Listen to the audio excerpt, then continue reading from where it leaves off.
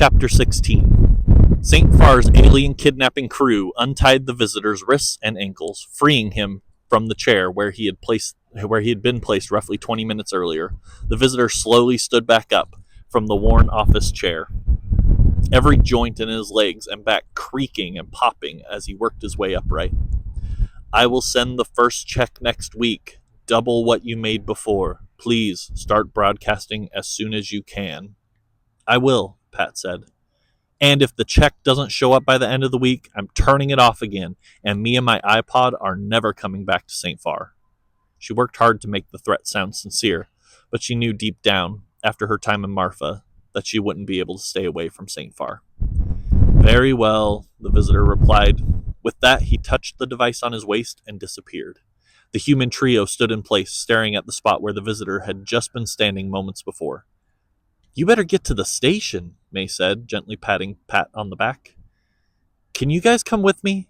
Pat asked. Although she felt a clear sense of closure, she couldn't handle any more surprises. "Sure." Pat, May, and Lucky left Wells Co. back office, turned off the open sign, locked the door, and made the walk to the radio station. The night was quiet except for the chirps of crickets and the low static of KOBO playing over the town's sound system. None of them spoke until they arrived, and Pat unlocked the front door of the radio station.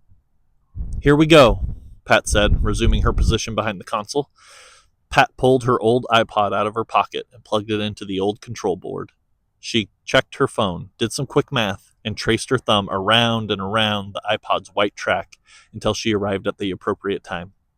Pat took a deep breath, closed her eyes, and pressed play.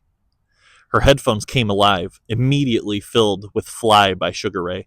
The speakers outside pushed the reggae-inspired Frosted Tip rock out to the town square where the old buildings breathed a collective sigh of relief. Everything had returned back to normal in St. Farr. "Put your arms around me, baby, put your arms around me, baby." The song filled the Interspecies Space Federation neutral site, causing a sharp interruption in many arguments, fights, naps, vacations, meals, mix-ups, and hazy minds lost in the chaotic vibe that filled the musicless ship. Intergalactic relations and diplomacy was, once again, on track.